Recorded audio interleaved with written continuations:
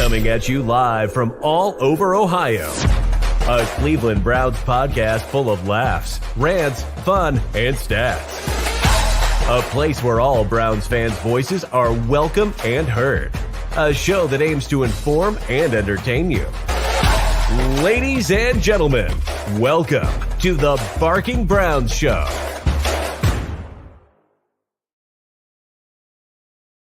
What's going on? Happy Tuesday evening for you, everybody. Welcome into episode 95. Wow, Garrett. Yeah, it's a big number. It's getting old just like us. Of the Barking Brown Show, I'm Jacob. That's Nick. We are brought to you, as always, by our friends over at Homage Apparel, the best in the apparel game. We're going a little Cavs tonight. I got the Throw the Hammer Down shirt. We got it going on there. Go check out our friends over at Homage Apparel, best in, especially in the vintage apparel game. Got your Guardians, your Cavs. Get ready for the guard season coming up. Guardians, Cavs, Buckeyes, Browns. Got you all covered, all 32 teams. They just released the starter jackets for the Guardians, so you might go check those out. Nick, how are you this fine Tuesday evening? Well, I'll tell you what. The Cavs are playing right now, speaking of them. They're leading 63-48 at halftime over Charlotte with no Donovan Mitchell. I'm pretty, you squeak out a win Sunday. Now you're leading now, fighting for seeding, home playoffs. We might be doing some Cavs shows soon, but that is neither here nor there right now because we are in the midst of NFL free agency. We are legally tampering. And speaking of that, on top of the show that Jacob and I are doing right now, and we just followed the Yard Dogs, and we've got some more coming tomorrow. 4:00, we're doing a free agency extravaganza because 3-hour primer. Yes, because everything is going to be official then, right? So we're going to be able to recap, we're going to talk, and hopefully we're going to get some more Browns news. But there's so much to talk about here, Jacob. So I want to serve it up to you. Initial thoughts, free agency, how you feeling? Hey, man, it's going about as planned. I did not think Ethan Posick was going to stay. I thought that the market would be higher for him. Then like 3 or 4, for whatever reason, like 3 or 4 centers get cut, and all of a sudden the market just kind of falls through the floor.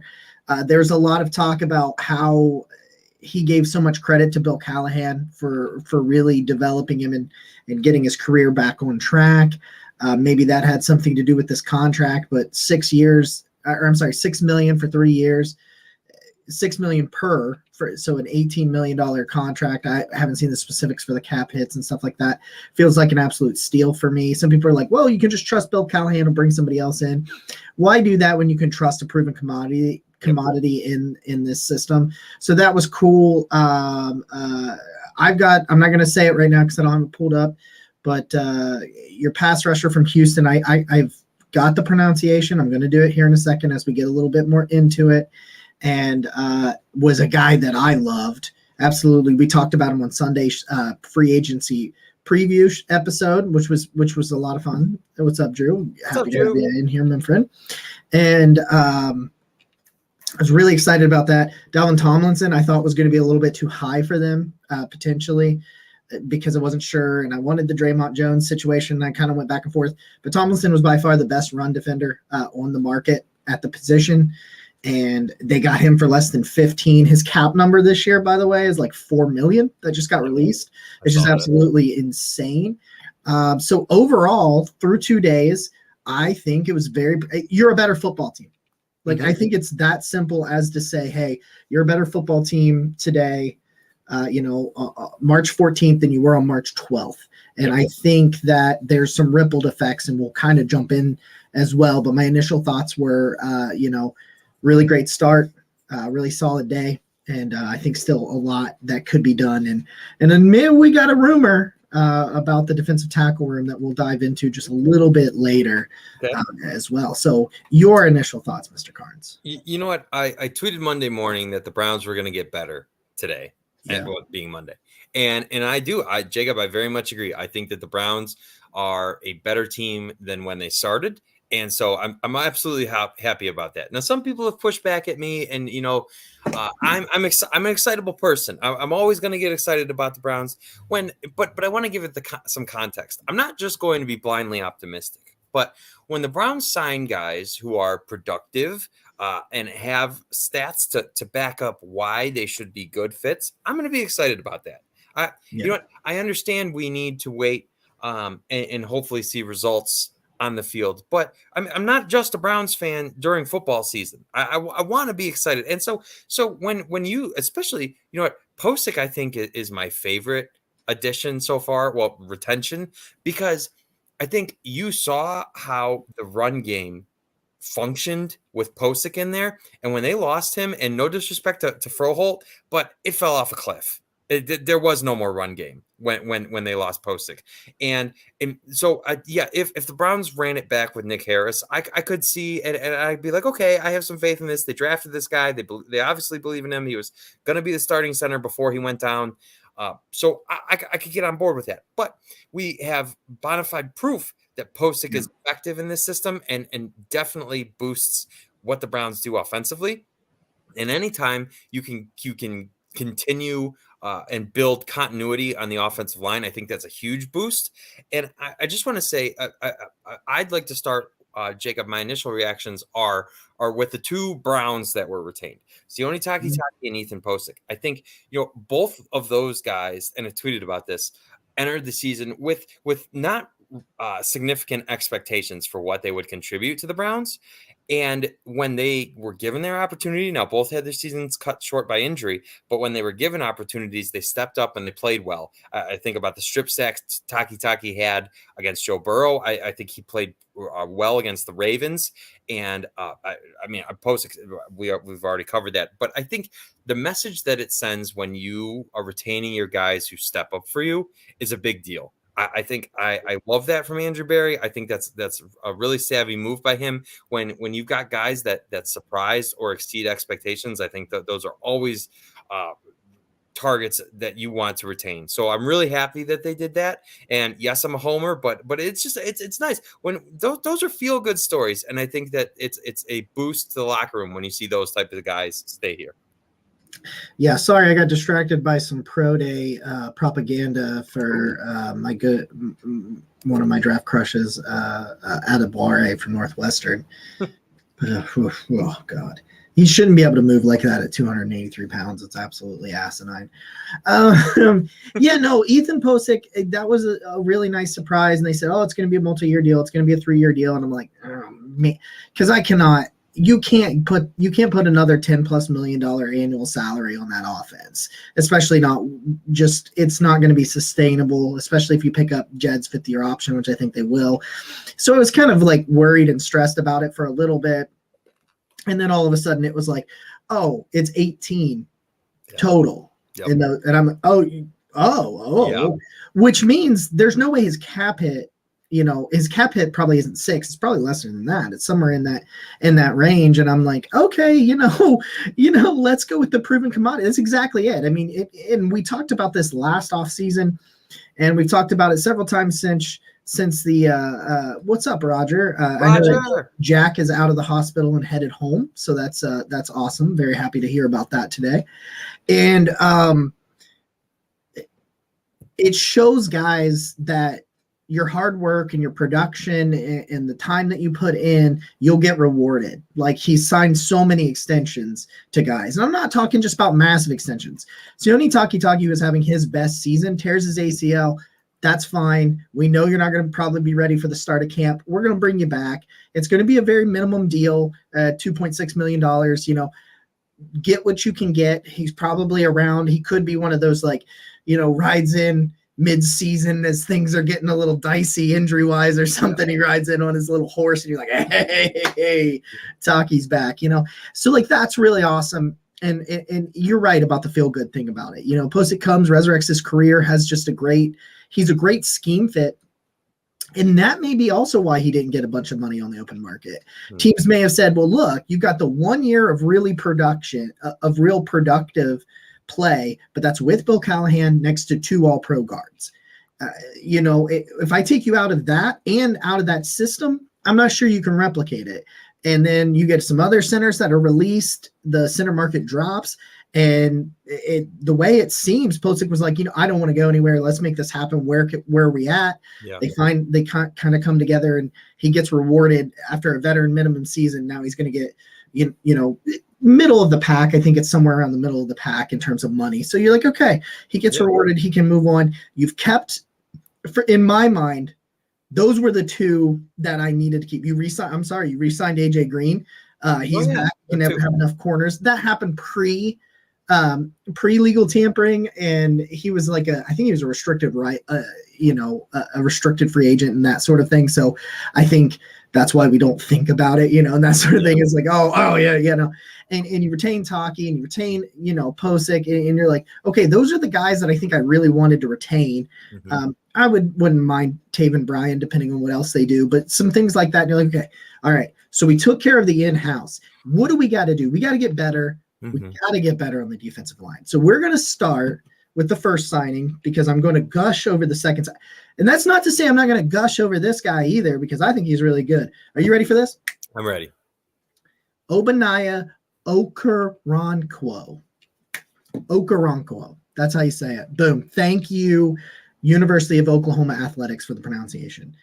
You know what? It's like Browns fans already are predisposed to about half of his name because of Chris Ogbonnia, right? Yeah, Ogbonnia being his first name. That's why I knew how to say his first name. So I felt great about it. I was like, I can say his first name.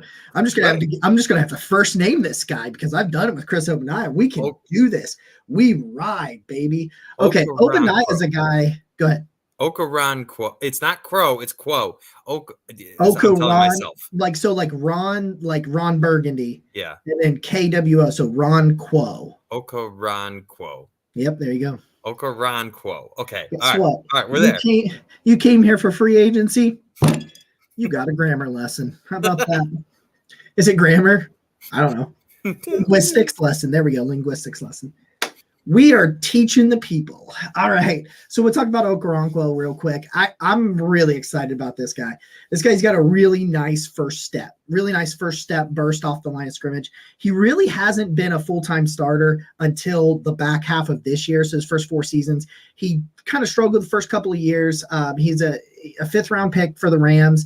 But in 2021 is really when he kind of came into his own. And then he spends last year with the Houston Texans, and one of his best games is when he sacked his new quarterback. But anyway, so he really starts to come into his own last year, and the back half of last year, he was one of the most productive. He was 13th last year. According to ESPN, he was 13th in pass rush win rate at 19%, 13th in the NFL, period. In pass rush win rate, and a lot of that has to do with his back like half of the season. He was like top 5 in pressure rate. Okay. Like it was like somewhere around 19%. I think I've got it. Quarterback pressure rate. Are you listen to this? I'm ready. Hit me. Quarterback pressure rate in the 2022 season. Number 1, Trey Hendrickson. Good for Trey Hendrickson. Hell of a year. 16.8%. Number 2 is Micah Parsons. Hell of a year, 16.4%. Okay. Our Myles Garrett is number 4 at 16.3. And what is that? Oh, Kronkwo. Oh, he's number 3 ahead of Myles Garrett at 16.4%. Oh man. So right there, you got quarterback pressure rate leaders. Okoronkwo right there with Myles Garrett. Less snaps, significantly less snaps. Let's put it out there. But the point is, he gets quarterback pressures. 36 quarterback pressures last year.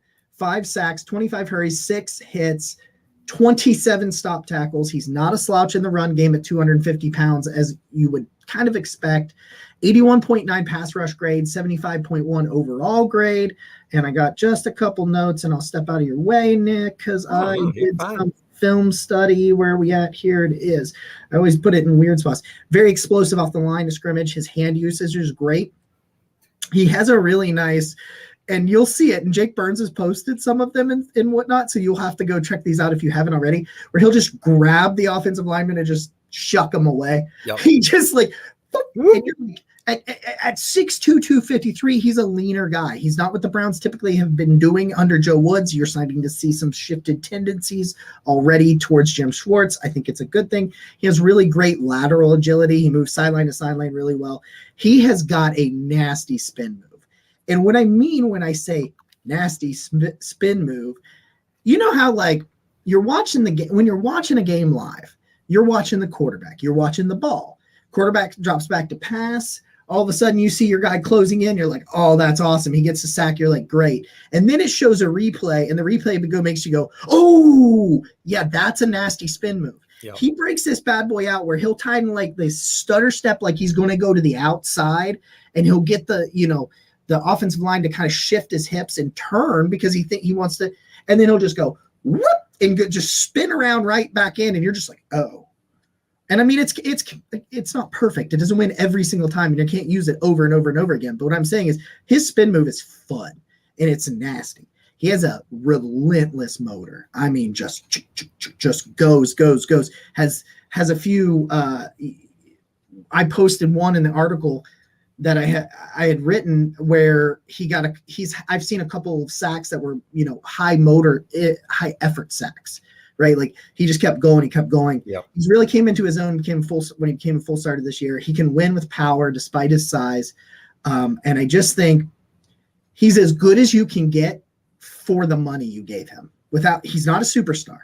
Could he be? Yeah, he's got the tools. He's got the tools to. I wouldn't say he's got the tools to be a superstar. He's got the tools to be a Pro Bowler opposite Myles Garrett. I'll say that. I'll put him right there. And you got to remember this 81.9, this 19% pass rush win rate, the 16% pressure rate. That's all as the number one guy. He was also Jake Trotter put it out. He was like top 10 in double team rate as well. I saw that. And he did all of this. And you're like, okay, now he's going to go next to Myles Garrett. I think this guy's an 8 to 10 sack guy opposite Myles Garrett that gets you 40, 45 quarterback pressures. And that is a pretty significant upgrade. I don't think they're done, but I do think that if they went into the season with Okoronkwo and Alex Wright as like a combined starter, Alex Wright for a lot of the running downs and Okoronkwo in the pass rushing, I think they'd be fine. I think they're still going to look for somebody else as well, but I give it a B plus. It's a B plus, especially because of the value in a class that there's not a ton of like superstar edge free agents. There were a defensive tackle, but not. And I think that it comes out as clearly their guy because they strike quickly, strike a 3-year deal. He's a guy that's probably going to play 500-600 snaps for you, but 45 quarterback pressures, 7-8 sacks, I think is probably where you could pencil him in opposite Myles Garrett. And I love it. Okay. You know what, Jacob? So I have a lot I'd like to respond to there, and you mentioned Alex Wright immediately. So I think one of the biggest questions, especially since this regime has taken over, has kind of been who is going to be the Robin to Myles Garrett. And in 2021, you've got Jadeveon Clowney, and he has 9 sacks, and that's awesome. And so you bring him back in 2022, and obviously that ends poorly, and we know that. What? But they have been trying, and since Olivier Vernon, and obviously that wasn't Andrew Berry, but since Olivier Vernon, they have been trying to address this other guy to play opposite of Myles Garrett. And the Browns haven't had a lot of great answers outside of the 1 year from Jadeveon Clowney. And I am hoping that Alex Wright does become that like full-time, long-term guy, but we still have a lot to see there. So I think when you sign Obo, it's a guy that is a reasonable value, right? Because when you're paying Myles as much as you are, you can't really afford, especially now that we're paying Deshaun, you can't really afford to pay 2 premier defensive end salaries. I just don't think you can. So it's difficult for sure. Yeah. So from a value perspective, I think it makes a lot of sense. It's like a mid-tier type salary situation. And so I like that. He's 28, 27. 27. I think he'll be 28 by the season. He's okay. But so my point is there's still some longevity there, right? Like when you say could Obo play his 3 years, and could there be a future beyond that with the Browns? I would say yes. If this signing works out, I could see that. And so you like to see that longevity, that type of long-termness. And Jacob, very heavily noted that last year in his first full year as a starter was his most productive. So you love to see that. I think Andrew Berry a lot of times makes signings that have a ton of upside. And so I think when obviously there's some risk there, right? Because when you have only one full year of the type of productivity, then yes, maybe there's not enough consistency there, and he could do poorly. But the upside is so let's say Obo played in Houston again. Say he built on his 2022 in 2023 and even raised his numbers higher. Then you're going from the type of maybe mid-tier salary to like this guy is going to be paid in the upper tier of free agent pass rushers. So, so I think it's a really good time to strike it because if Obo does work out and he is this type of productive player that the Browns are hoping he is, then you've gotten a really tremendous value for what you're paying him on a yearly basis. That's my biggest takeaway too, is it's the value of it. Yeah. Because again, I don't think he's a superstar, but I do think he's kind of a stud. Like, I mean, I've watched enough of his tape where I'm like, okay, I see why you did this, how this works. Guys, if you're watching us over on Twitter and you want to interact with the show, please come over to YouTube or Facebook because we can see your comments there. We can't see the Twitter comments and that sort of thing. A good question bringing, okay. Matt, I didn't want to talk about this, but he brought it up, so we will. Chancey Gardner Johnson is currently flirting with Bengals Twitter, and it disgusts me.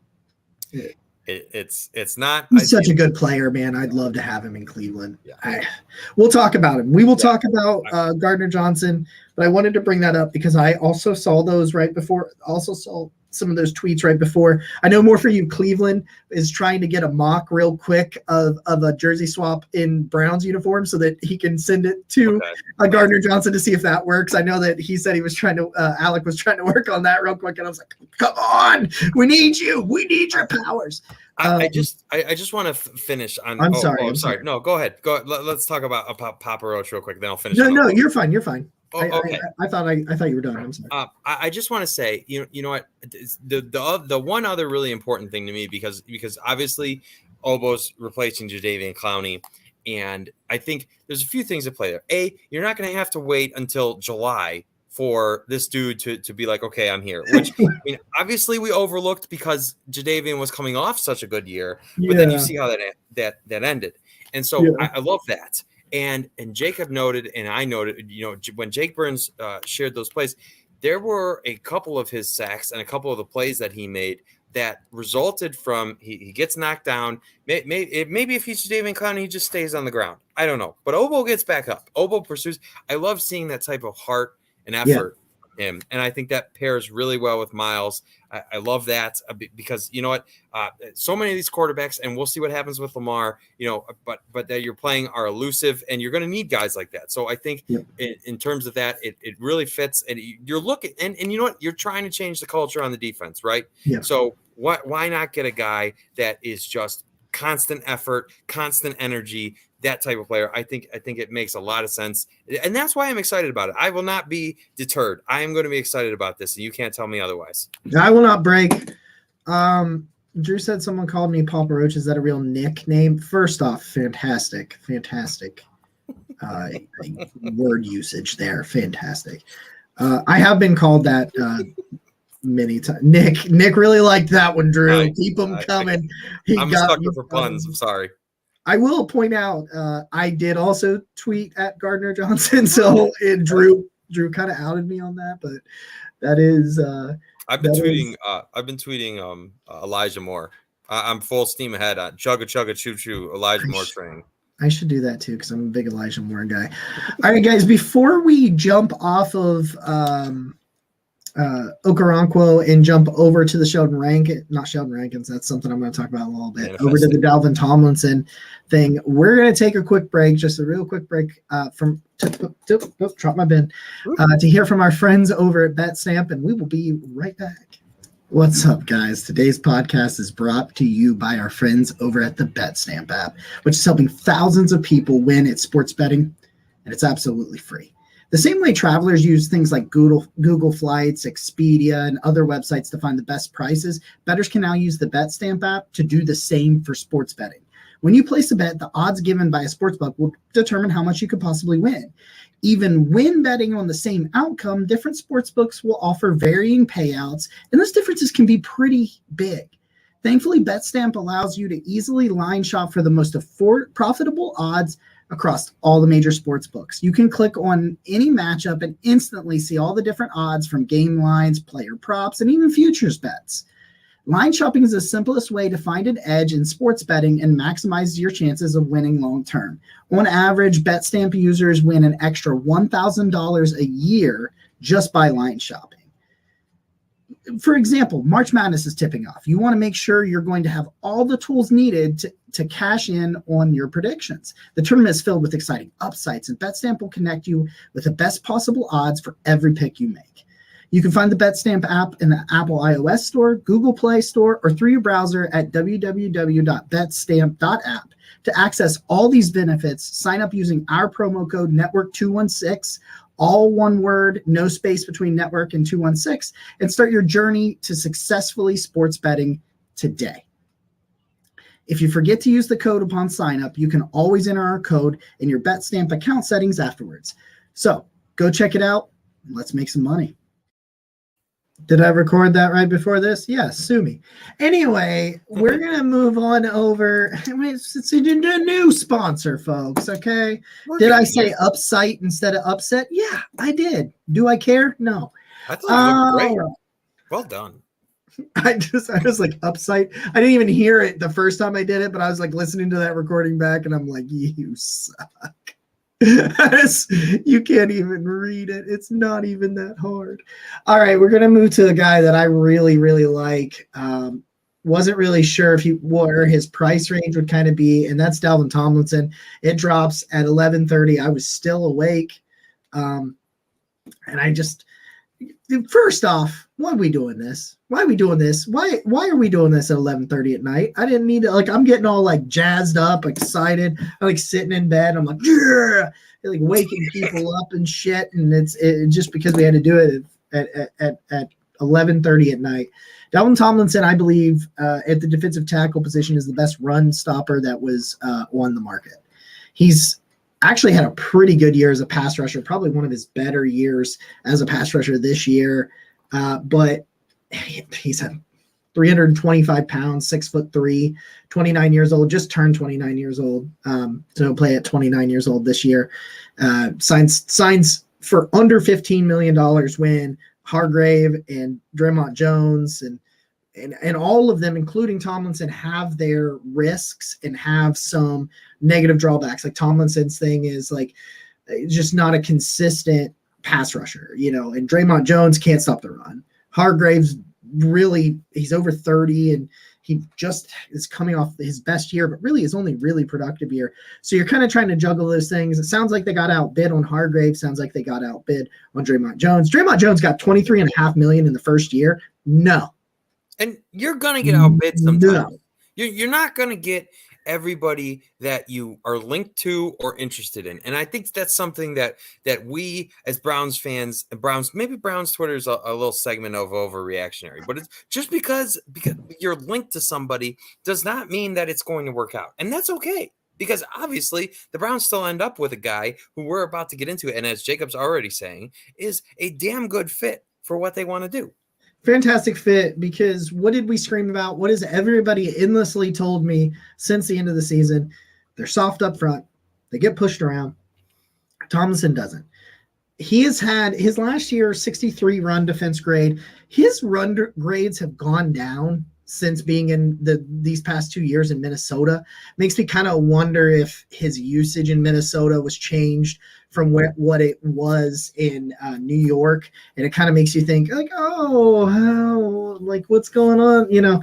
What's going on there? So we'll kind of see, but you just see a guy that he knows how to anchor it, plays with just a tremendous pad level and leverage. He gets down for a guy at 6'3", gets down, up, drives people around. High motor, exceptional strength, great hands. He's just a guy that he does the things that the Browns did not do in any way, shape, or form. Now, last year, he had a 79.1 pass rushing grade from PFF. So at 29 quarterback pressures from the interior, 24 stop tackles, 3 sacks, 77 overall 77 overall defensive grade, and he's going to primarily be a run stuffer. But as you can hear from all of these data points when you watch the film, he's a 3-down player. They went out and got a 3-down player. I'm not saying Hargrave and Draymond Jones aren't, but I'm saying that you're looking at a guy that is one of the better balanced guys in terms of what the market was. A guy that can do kind of a little bit of both. He is a much better run stuffer. I think he's one of the best run stopping defensive tackles in football. Are you saying that a certain local media member who tried to poo-poo this signing as a 2-down player was incorrect? Maybe. Well, I wouldn't know what you're talking about because I don't listen to idiots, but that was probably an unnecessary shot, but it feels like a necessary shot.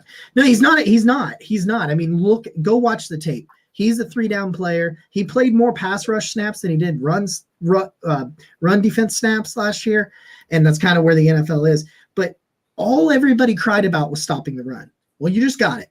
You got it. Yep. And the guy he's pretty quick off the line of scrimmage at 325 pounds. He anchors it, man. He's got tremendous pad level. It's just his lower half. His hands, he just shoves you out of the way. He just shoves offensive linemen out of the way. And he understands where the leverage in his hands, hand placement. Oh, yeah, you think you're in good position? Nope, sorry, bye. And it's just like he pushes the pocket. He pushes the pocket from the interior, which you never saw last year. He closes down those run lanes, and he has effort plays, effort sacks. That's what I'm seeing about both of these guys. Tremendous motors from both of these guys. You're like, oh, high effort guy. Everybody talked about the kind of defensive tackle that Jim Schwartz needs, what he needs for his wide 9 to work. You have to have high caliber players in the middle of the line that can take on double teams and can win in isolated situations because of the way you move your defensive line around. That's exactly what Dalvin Tomlinson is. Again, not a superstar. I'm not going to call him a superstar, but he could be a Pro Bowler. He's a Pro Bowl caliber player, and I think it's another B+ signing and overall a really nice start to free agency. And I just think, when you compare it to what the Browns have had last year, I mean, it is night and day, right? And I will say, it's obviously he's one player, right? Doesn't fix everything. We definitely need the Browns to continue to sign and beef up the defensive line additionally. However, they did add a defensive end and a defensive tackle in day one, and that is a tremendous start to their biggest need. And you know what? I think it was Pete Smith. I want to credit the person who did it, but they basically shared his grades. And Tomlinson, by far, was at his best at the one technique, which is, again, so I feel like I have to justify my excitement because people have been trying to poo-poo everything I've been getting excited about. So fine. I'll give in. I'll justify it to you. Another reason that this makes a ton of sense is when you look at the other defensive tackles that the Browns have in their room, none of the rest of them are that one technique that in that role that Dalvin Tomlinson is going to fill. So when you're looking at fit, when you're looking at how much sense does this make, right? I think I'd like to hope that Perrion Winfrey is going to be a contributor for you. I'm still, we'll see with Jordan Elliott. We'll see who else they add. But I think that far and away, getting the one technique type guy was of the utmost importance of the Browns and their run stopping woes. So again, I just think Andrew Berry is not perfect, but I think his signings thus far have made sense at every turn. And I don't think they broke the bank for him, which is really exciting. And I saw the contract structure, right, where they're not spending a whole lot of anything on the first 2 years. So maybe it's a 2-year deal. Not sure. Like Jacob said, he's 29. So that's kind of a player, if you want to keep him longer. I saw that Jack Duffin had said that they could potentially restructure and move some of the money around down the line. I think that depends on his productivity and just how that goes. But just another example of smart structuring, smart fit. Yeah, just good sound moves for me. I can't argue with that. And just a way. And I was watching the clips of Dalvin Tomlinson, and I was like, that's nothing like we've seen at all here. And it's been a long time since then. This has Jim Schwartz all over it. I just think, these moves that people have been like, is that really that big of a difference maker? I think it's all adding up to be that way. And so we're going to see. I understand. Jacob, I feel like I've really been impacted by all these people that are trying to push back on it, but they will not push back on it. This is a great signing. I think anytime you don't have to break the bank to get this type of guy, all of a sudden the Browns defensive line, a couple more additions, and it's shaping up.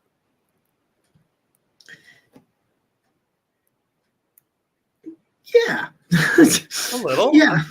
No, not there for you yet. No, it is. I was listening. I heard something in the background. I was half off in my own little world there. That's okay. There's so much going on right now. And I'm excited that these fits make so much sense, and that they, because all we've heard for so long is the Browns have no cap space. And that's obviously people that are completely unaware of the fact that Deshaun Watson was going to restructure his contract, and that they still have more room to do so if they deem that necessary. But it's nice to see that Andrew Berry, if there's one thing Andrew Berry is really good at, I think it is manipulating the cap. It's contract structure. It's just yes. And that is such an important piece when you're paying your quarterback like they are, because I think it trips a lot of teams up, and obviously it's not going to be an issue for the Browns. So I'm really excited about that. It's been really slow too. The net market is kind of slowed down today. Mm-hmm. I think just not a lot. I mean, we had a couple of signings today, just not a lot of things going on real quick.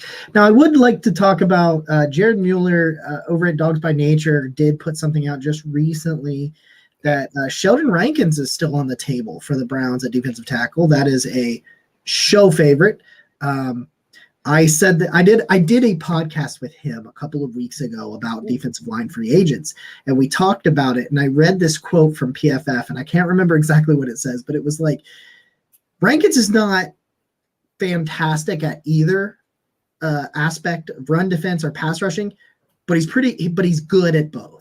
And it's like, okay, yeah. And that was what me and you talked about that, where it was like, hey, Sheldon Rankins could be a really good signing because he can do a little bit of both at a much higher level than what we have.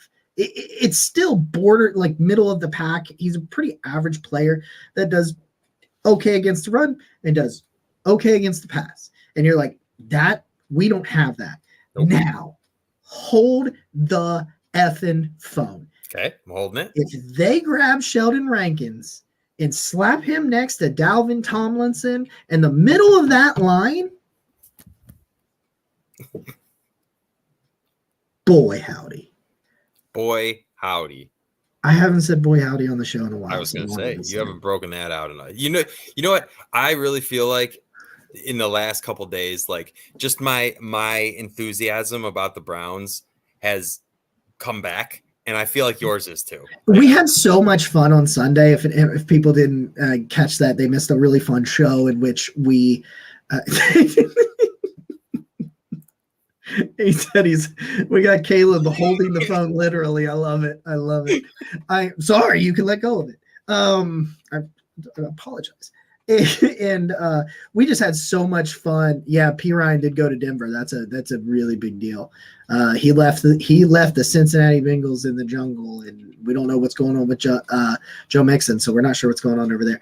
We had a lot of fun. We did like an hour and a half, and we had like 20, 30 people. We had like 100 people watch the live stream when we set it up, and I mean, it was one of those things where I'd had a really not trying week of work, but a week and a half in which I was running high school tournaments just about every night till 8, 9, 10 o'clock at night. And I was just exhausted, and I got Sunday off, and I was prepping for the show with the boys, and Nick wasn't able to join, but he will be part of tomorrow's free agent episode. And it was just like, okay, let's talk. Because all of our talk is not going to be talk after today, obviously it's still talk, but you know what I'm saying? It's like after this, we're going to really be able to dive into this situation, figure these things out, and do all this stuff. And it's just like, okay, now I'm thinking about putting Sheldon Rankins down next to Dalvin Tomlinson. And you know what Rankins is? He's an NFL caliber player. Do you know what they have in that room outside of Tomlinson? They got Winfrey, who has potential, and then no NFL caliber players. He's an NFL a league average player. So if you put Rankins next to Tomlinson, one of the better run defenders, they were historically bad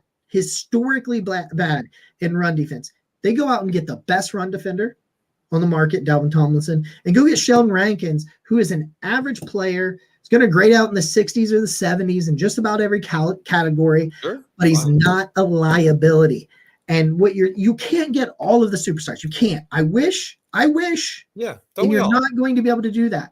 But what you need to do is trot out NFL caliber players. That's what Rankins would be. And next to Dalvin Tomlinson, you go from one of the worst defensive tackle rooms in football to probably 15th, 16th, somewhere in the middle. I'll take that. With upside because of Perion Winfrey's upside. And then you go into the draft and you get you a young one that doesn't have to play. And and now you have Jim Schwartz, who is notorious for working with defensive tackles and getting a lot out of them. Alex Wright played really good on the inside. Yeah.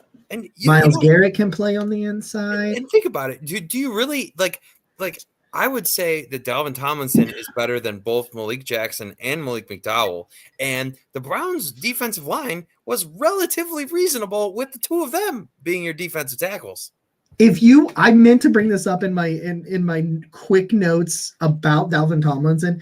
If you want to understand what I say when I say that his bull rush is just pure leverage and strength, go back and remember what McDowell did to the third string Falcons in the preseason. You remember that? You remember when he was pushing centers into their laps and stuff, and we're all just like, yeah. There's a lot of that on Dalvin Tomlinson's film, especially, a lot of that on his film.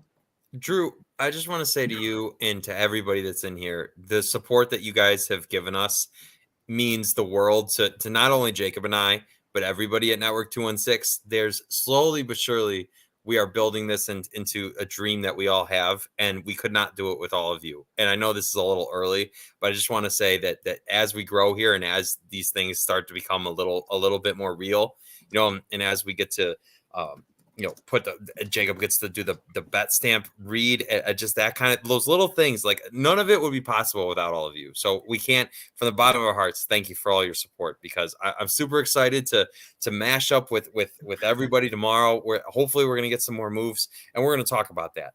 But it means so much to us. So thank you to everybody. And coming soon, year 2 of Mega Mock Draft Saturday night. Last year in the summer, we got together. We had 6 of us, I think. Yeah. We all did mocks. And I always went last because I wanted to be different, so I could give different perspectives when we talk about prospects. And Tyler was there drafting with us, and Mikey P was drafting with us. We were all there. I think Zach was there, and I know Ed was there, and we were drafting, having a great time. And it was a lot of fun. Yep. I just got thinking to myself, I'm like, Andrew Berry is really going to drop something at 11:30 tonight. I think Jetty Osman up to 21 points with a buzzer beater. Jetty Osman night. Okay. Sure. Having a Jetty Osman night. Caleb says if the Browns get Rankins, we're going to have a nice rotation up and down the D line. Sure. Yep, I think so. Yep. I think so. And that's before the draft. And boys, we got some fun there. You still got some options too. I think, Fletcher Cox is still there. Ashawn Robinson is still there. Like we said, Sheldon Rankins is there. You can have opinions about any of those guys, but at least still take Arden Key too. Yeah, Arden Key, right? So I think Jake Burns tweeted he wondered what Arden Key was up to. So there's Arden Key. God, what else? I mean, we can do. There's so many safeties. Juan Thornhill, Gardner Johnson is sure. The dream.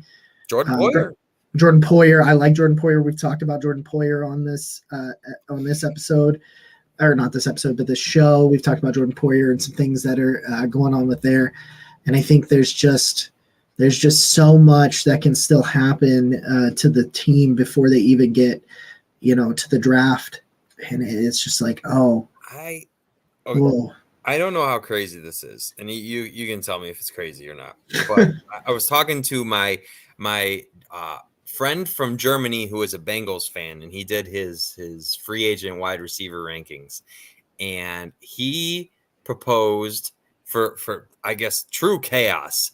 What if the Browns had interest in Juju Smith-Schuster? No, Is that no no, no mm-mm. no Juju for Does you? absolutely nothing for me. I don't know. Can you imagine though? Just for a second, just for one little second. No, okay, all right. So I'll give you one.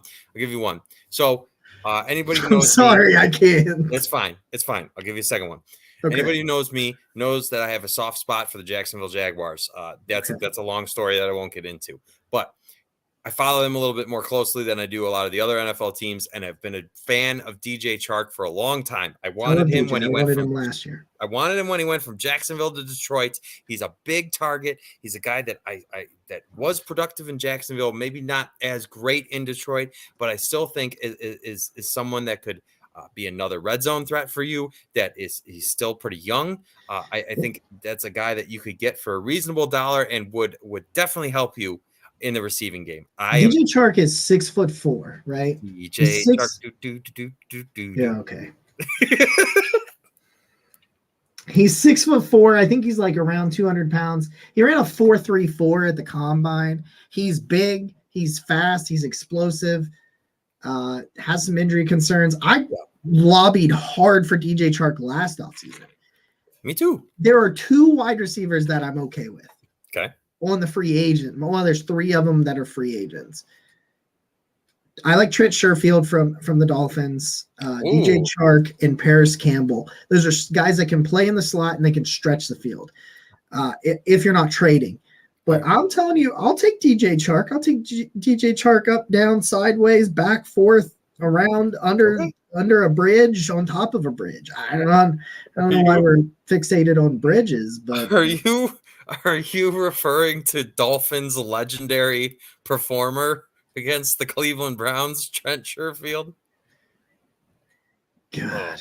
I was there. I was in Miami. That was an abomination. They were mercilessly making fun. The people in Miami do not take very kindly to their stadium getting taken over by outside fan bases. And so they make sure to let you know. And outside of the first touchdown the Browns scored in that game, it was just Miami. And you know what? I've been going to away Browns games for like 8 years now. We sat through an absolute abomination in Pittsburgh, and we were getting peanuts thrown at us. It was worse in Miami. I'm not even kidding. It was worse in Miami than it was when Pittsburgh was just slapping the bejesus out of us. So that was that experience. Sorry, Trent Sherfield. I'm still scarred, as you could tell. It's certainly something. I'm like watching Twitter because it's always been my dream to break news on this show. We never get to. I know. Like we just never get to. That's the dream, right? If Rodgers goes to New York, they bring in Odell and Cobb, and then it should free up Elijah Moore. Elijah Moore was my draft crush in 2020. I remember. So burn the table for him. So if he's there, he's exactly what they don't need or what they don't have, which is like that's what Dalvin Tomlinson was exactly what they didn't have, exactly what they needed to get. And he's a 3-down player, and he stuffs the run, and he somehow like just really rushes the passer at 325 pounds. He's gotten better of it. Hunter Renfrow, that one's interesting because of it seems like, I mean, I don't know what Josh McDaniels is doing out there, man. like we've had this conversation like before about McDaniels and like, I mean, if Hunter Renfrow is available, like, I mean, you're talking about a guy in the slot that's quick. It doesn't solve the verticality problem. Yeah. Like, at least not as to the level that I want it solved. But I mean, you can go get Marvin Mims. You can go get this week's draft corner highlight prospect that's coming up in like 2 minutes when we're going to talk about him. But yeah, no, like Hunter Renfrow's available. Like, let me see what the price is on them. It's one of those guys. And Chark I don't think should cost too much, but I would sign Chark. Renfrow, it's all about like, oh, what they gave up Darren Waller for pick 100. Oh, Casey Cinnamon, hello. Kinnaman? Yeah. I said cinnamon, but I saw this. It's Kinnaman. Yeah. I'm sorry. It's Casey Kinnaman. I said you got to forgive me. He's like shit. I come in here. I comment. Insulted. I'm out. I'm out. I bet he's been called Casey Cinnamon before. Casey, have you ever been called that before? Please let us know in the comments. You know what? So I'm gonna apologize to my dad real quick, but fuck the Raiders. I fucking hate them. I wish they would be deported to some other league that wherever they could play somewhere else. I am praying on their downfall. I just want to say shout out to Ohio product Josh McDaniels for being a sleeper agent and dismantling them from the inside out. You know what? They suck. Yet they ruined Baker Mayfield's first start. They ruined Nick Chubb's first 100-yard game. They won a stupid rain game where apparently Derek Carr didn't fumble, but Jarvis Landry did fumble. They are never good. They closed the door on our playoffs during COVID in a absolute nonsense. Denzel Ward doesn't tackle him inbounds, and they kick that stupid field goal. They are a shitty team. They're always shitty, yet they somehow always beat the Browns. I hate them. There is no team that exists outside of the AFC North that I hate more. Fuck the Raiders. I'm sorry, Dad. I hate. Ooh, man. I am. Oh, when they traded Darren Waller away, and they're just. They're trading shirts, insert the guy wearing the plaid shirt for getting the same plaid shirt. They're just trading out Derek Carr for Jimmy Garoppolo. Good. I hope they go 0-17 and are terrible. And then I hope that whoever they draft first is a bust. I hate them. I feel like this is getting demonetized. That's just a feeling that I got, boys. And I don't know if we're trending in the right direction here. Sorry. It's just Casey says that you're mispronouncing the Broncos. So well, we don't. No. We're done. We're done with that. Fun piece of trivia. In the 8 years of away games that I've been going to of Browns games, the only victory we've seen was in Denver when Jabril Peppers sacked Case Keenum on the final snap of the game. It was an amazing feeling that was. That's the only time I've ever been victorious in a way. I was at work. I was working at the prison at the time, and we had the game on, and the inmates knew I was a Browns fan, and they were actively cheering for the Browns. And like when that sack happened, they erupted in applause, and it was just really. It was just a little bit, it was pretty fantastic. Well, guys, I think that's it. I think we just don't put. Oh, wait, hold on. I said the F word 49 times on a stream. It still had full monetization. Just don't put it in the title. Yeah. Okay. Hey, there we go. All right. We'll see. We'll see what happens. Okay. Thank you. By the way, Square Table Degenerates, because you make me feel a little better. Because I probably shouldn't. That'll probably be the last Raiders rant. Maybe it'll be the last expletive laden Raiders rant. I don't even know how to get this thing back on track, so I think we're just gonna wrap it up right here after that outburst. This has been. I apologize. This has been episode 95 of the Barking Brown Show. We'll see you tomorrow at 4. I'm Nick. He's Jacob. Go Browns. Yeah, butterscotch pudding, close number 2 behind tapioca. Wow.